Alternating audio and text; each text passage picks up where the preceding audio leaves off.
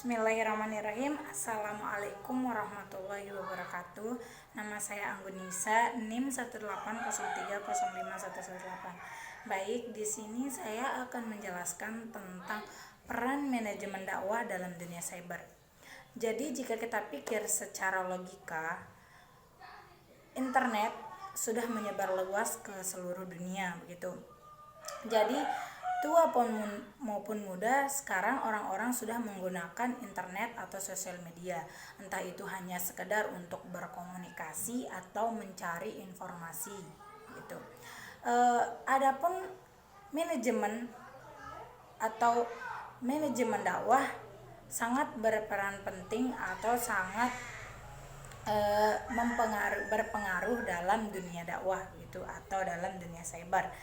Kenapa demikian? Jika kita pikir secara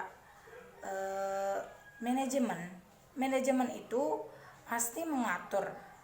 Nah, kemudian di dalam manajemen itu pasti terdapat planning apa yang akan kita lakukan jika menghadapi sesuatu begitu. Nah, di dalam manajemen dakwah dunia cyber itu, manajemen dakwah berperan untuk memanage dakwah yang ada di sosial media atau online begitu. Entah itu dengan mencari tema apa yang akan kita bahas di dalam dakwah di sosial media tersebut, terus mengontrol bahasa-bahasa yang kita gunakan jika akan berdakwah di dalam sosial media begitu. Jadi manajemen dakwah sangatlah penting untuk mengatur hal-hal yang sedemikian rupa untuk agar tetap manajemen dakwah itu atau dakwah melalui sosial media itu tetap efektif dan efisien gitu. Dengan demikian, manajemen dakwah juga dapat mencari hal-hal yang memang menarik untuk dibicarakan dalam dakwah begitu. Entah itu dakwah kan banyak jenisnya tuh. Ada dakwah yang menasihati, mengingati, terus menegur begitu kan. Jadi manajemen dakwah itu sangat penting jika digunakan di dakwah online gitu. Jika ada seorang dai yang akan dakwah secara online gitu. Adapun 3 alasan mengapa dakwah online itu sangat penting begitu dan manajemen dakwah itu sangat penting di dalam dunia cyber. Yang pertama ialah sarana yang mudah untuk terhubung dengan orang-orang Islam di seluruh dunia begitu. Jadi misalkan dalam suatu negara atau daerah terdapat orang-orang non-muslim semua, dan tiba-tiba di antara mereka ada orang yang menjadi seorang mualaf gitu, masuk ke dalam agama Islam. Tentu manajemen dakwah atau dakwah melalui online itu sangat dibutuhkan dan berpengaruh saat itu juga.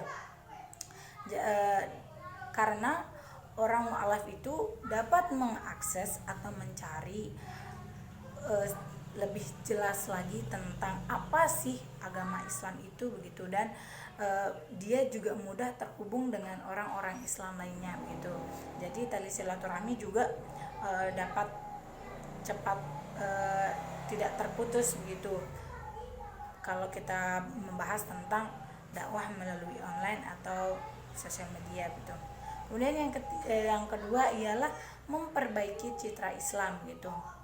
Jadi seorang manajemen dakwah atau seorang dai dapat manajemen dakwahnya itu dengan mencari tema atau hal-hal yang menarik begitu, dan salah satunya ialah untuk menjelaskan tentang citra Islam gitu, bahwa Islam itu sebenarnya sangat rahmatan lil alamin begitu. Jadi seperti yang kita ketahui, Islam pernah namanya jelek itu, sampai sekarang pun Islam dikatakan teroris karena kejadian bom Bali beberapa tahun yang lalu begitu.